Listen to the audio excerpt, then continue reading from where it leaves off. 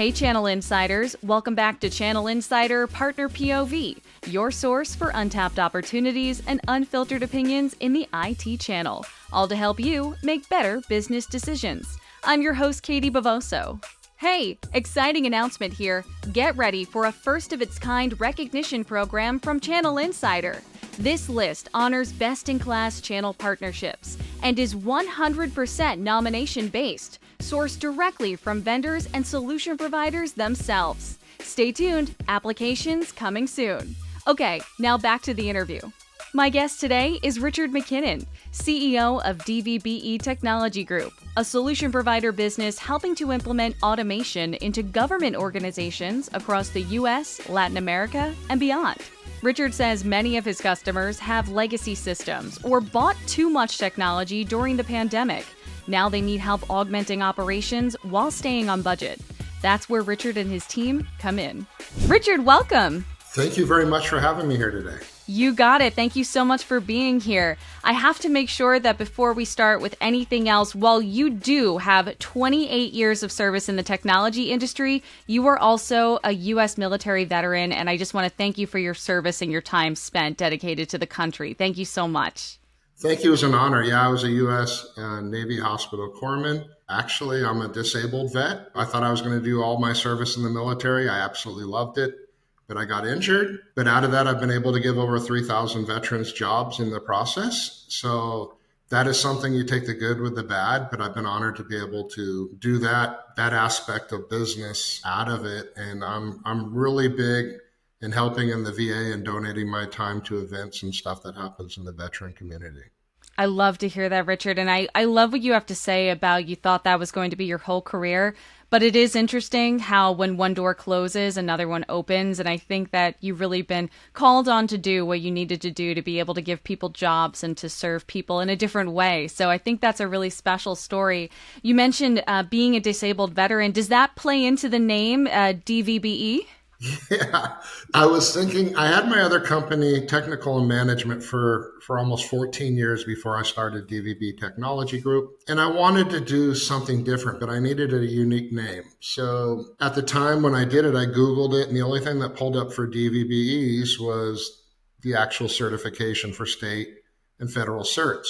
So I actually put my company, DVBE Technology Group, and I thought it was going to get flagged. It didn't get flagged. And actually, when they did the Google searches, I was above the government and stuff. So for years before other companies took part of the acronym into their names, you would always pull up and DVBE Technology Group was above everything on the internet. And it still is on a lot of searches, but I take pride in the fact that I've been a DVBE working to the state of California and to the federal government for almost 24 years total. I've worked in all 50 states. I've worked globally. I've utilized my diversity to also work with woman-owned businesses, minority-owned, disadvantaged, and linked together both companies to utilize diversity to a larger scale within the government.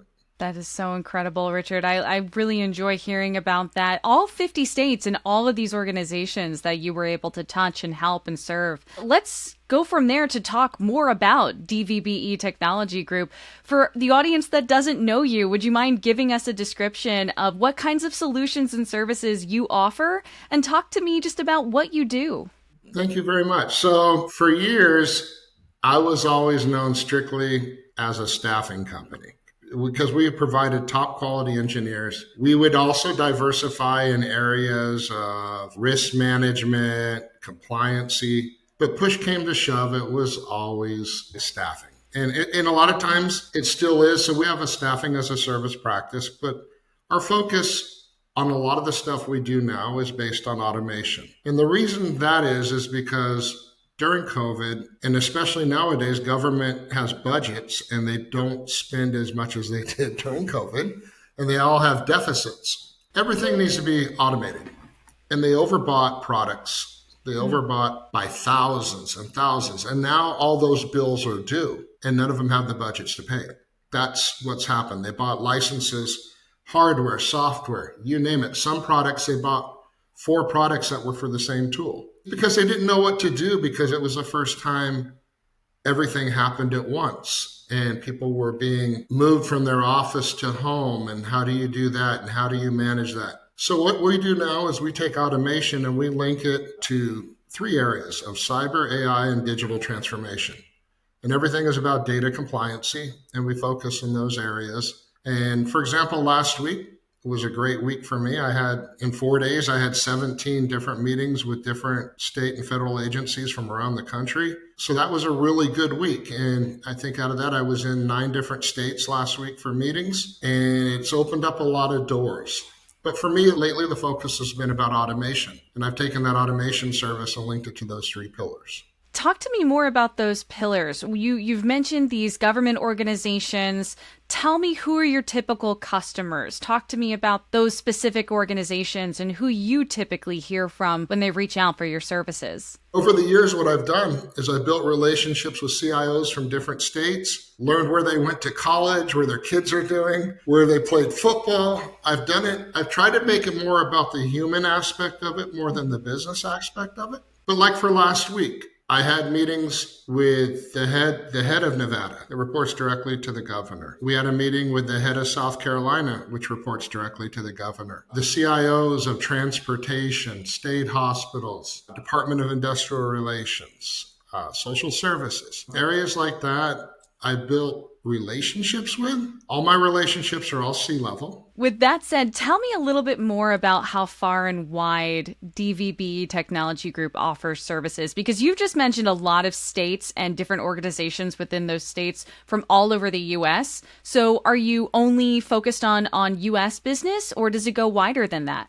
No, we actually opened up a second company called DVBE Technology Colombia. So we're in Latin America. My wife is the CEO of that company, and she has dual citizenship. There has been an interesting, amazing opportunity for me. I didn't expect it. I've spoken at Congress. I've had multiple meetings with the Ministry of Defense. I've met presidents from 8 different countries. I spoke at an international conference recently in Medellin, Colombia. There was 13 countries, all U.S. allies. I was the only U.S. citizen there speaking on behalf of smart cities and automation. Then they asked me to speak about the metaverse and the omniverse. And I was like, oh, crud, this is going deep. But I had a translator, thank goodness, because what's happened there is I've got to do things there that I've also always wanted to do in the United States. We were the lead sponsoring company at a large cybersecurity conference in Bogota, Colombia. Amazon, Microsoft, all of them were there. But it was sponsored by DVBE Technology Colombia. And so when you walked in, we were on the banner. And I've had a great other side of business, and I've learned where people stand as far as technologies and their advancements based on whether it be in Europe, the United States, Latin America. So eventually we will open up our practice in Europe and London too, and that'll be regular DVBE Technology. North America, we're opening up a new office eventually. In Canada, we do a lot of business up there in Toronto area with companies like CGI and others, but I've already worked in all the Canadian provinces, so I kind of want to build a presence there too. But it's interesting because I work in all 50 states, and you see the difference in personalities and backgrounds and budgets in all 50 states. So you have to adapt to the way it is and the dollar spend. I imagine there's different policies and different government policies that you have to think about when you move from state to state and country to country. But what are some of the most common challenges and connective threads that you see among those offices and customers that you work with in 2024? A lot of people, old school people that have been in state and local government are honestly sometimes afraid of certain things like automation, because they think that that's actually going to replace their job. Because a lot of state agencies still have so many old legacy systems from the 70s and 80s that they put Band-Aids on just to keep them running. There's still people working those projects. Automation doesn't replace people, it makes the processes easier. But it also enables when you have a shortfall of budget and you can't hire people, like California is going to be 15,000 people short, $78 billion deficit. And we're the 5th largest economy in the world, but we have a $78 billion deficit. How do you fix that? You automate everything, including cyber, AI, everything. So we work And we automate processes. Even on our automation also works really good with like Salesforce, ServiceNow, Power BI for Microsoft. We can automate all of those tools and enhance them and pretty much make them tenfold of what they currently are and save agencies a lot of money. I want to make sure that I'm really giving the audience a clear picture of what you're working on with these agencies and with that automation. Could you walk me through a success story in which you were able to implement that technology, and what exactly did that solve for that office? We started a POC, and what happened was they saw during, like we talked about, during the automation sprawl where things are out of whack and they bought all these different technologies and stuff. Through my one automation process, I was able to displace 6 other renewal licenses that they normally get for areas of documentation, sign, robotic process, everything. And in the first 2 years, they save almost $2.9 million. And they have one license, and it allows them then to automate all their processes. And a lot of times you'll have Health and Human Services at the top with multiple medical agencies underneath it. We're able to automate at the top. And when we automate, it also links to all those other agencies that are within their ecosystem and allows them then to automate also without spending extra money. And a lot of these agencies don't have any money, and they're still working on technology that's 10 to 20 years old. We're able to bring them up to date, save millions of dollars. And we've been doing, like I said, my 17 meetings last week, I also was at the Department of Defense and other agencies, all on automation, all on linking. How do you stop the sprawl of spending? And the thing is all these technologies are amazing. The problem is everybody overbought because they didn't know how to do it. And I needed to figure out a different avenue based on with budget crunches in different states. And the fact that I can also automate with Salesforce, ServiceNow, and Microsoft, and they're in every single agency in the world, it's allowed me then to diversify and build a new pillar for myself. And what's interesting in Latin America is they still are behind in the times. And when I say that, they have technology that they should be up to date, and then they buy stuff, but they don't know how to use it. And so we're automating there, but we're also bringing in technologies of companies like other ones that I work with a lot here, like the Nintexes, the LexisNexuses of the world that do finance. We're doing a project in Latin America for anti-money laundering, and I'm the prime on it. And it's a big project. And how do you link that all together? And what areas do you bring within the organization? The other part that I think is missing a lot nowadays that's very important, the companies I work with, I make sure that they mandate that they train employees. So that way they learn, and that way they keep the technology there and expanding. And that's the area that I see.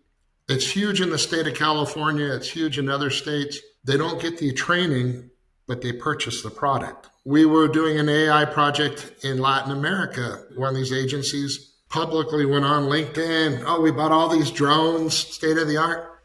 They didn't have the pilots and they didn't know how to fly them. They spent almost $6 million on drones, but then they didn't know what to do with them. So we actually came in, did a training process with them in Colombia, showed them, and then we actually even got them drone pilots, and they hired them full time.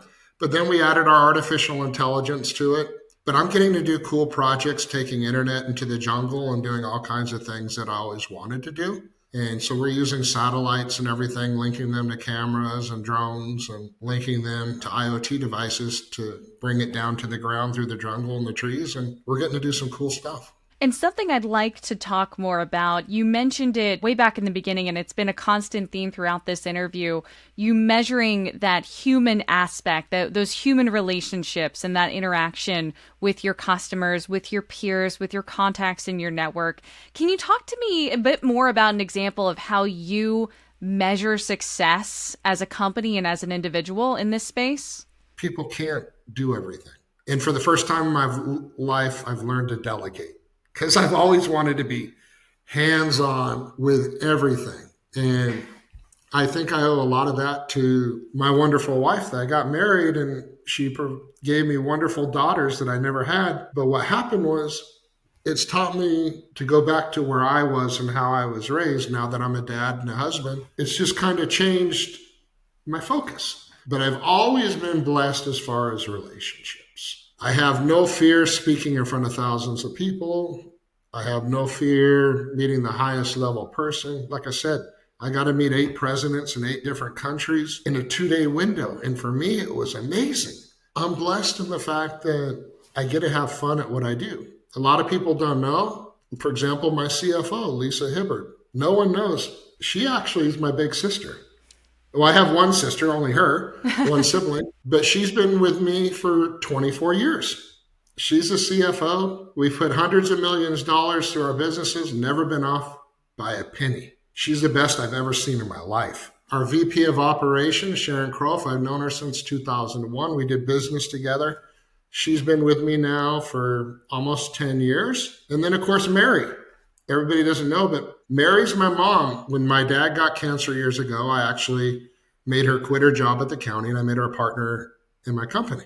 So my family is important to me. Business is important to me. Honoring what I say is important to me. Are there any vendors who have great solutions or great support, any of them that lately this year you've just seen as rock stars, whether that they've been supporting you or providing you with great tools or events? Any vendors that you would want to shout out? Yeah, actually, 100% Nintex for the automation piece. I've been blessed with LexisNexis. I've been on the same project with them in the state of California for about the last 6 years. I resell their product monthly, but then I brought them to Latin America. I have multiple opportunities like I talked about with the anti-money laundering and stuff. Snowflake has been a great partner. Splunk, Red Hat, Juniper, Cisco, even though some of them compete against each other.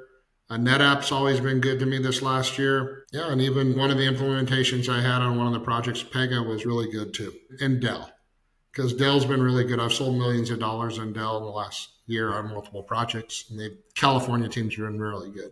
Knowing that you're working across countries, working across states, is there anything that, now that you have a platform right here, right now, is there anything that you would tell vendors to do to better support you and better support your work for these customers and these organizations? Think about the bigger picture about what you're going to sell. And the reason I say that, I'm dealing with companies now that have, one agency has 30,000 extra licenses and they're committed to it and they don't have the people to even work them and they have to pay the renewals. Oof. And so what do you do with those licenses? Because like I said, everybody bought. I would say think smart how you link business. You don't have to go to a large SI to actually get your product in the door. There's tons of amazing diversity companies. There's tons of amazing woman-owned, minority-owned, disadvantaged, even DVBEs. And you mentioned many of these organizations that you're working with to help this year, some of that philanthropic work and that charitable work. Is there any way that the audience listening can help you and help those organizations? Hire a veteran.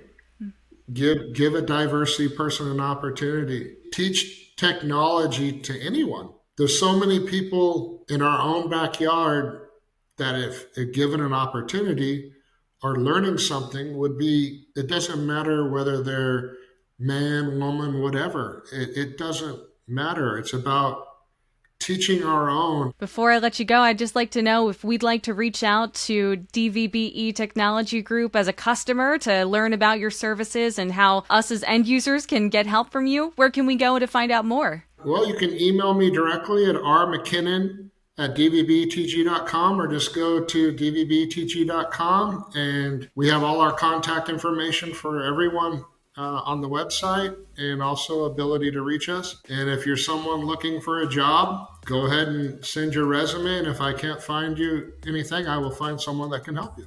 Thank you so much to Richard for joining me today, and thank you for watching or listening. You can check out all episodes of Channel Insider Partner POV on channelinsider.com or watch on our YouTube page at channelinsider_news and trends. You can also listen to every interview as a podcast on your favorite podcast listening platform. Don't forget to like, subscribe, and follow wherever possible so you never miss an episode. Once again, I'm Katie Bavoso, and I'll see you next time.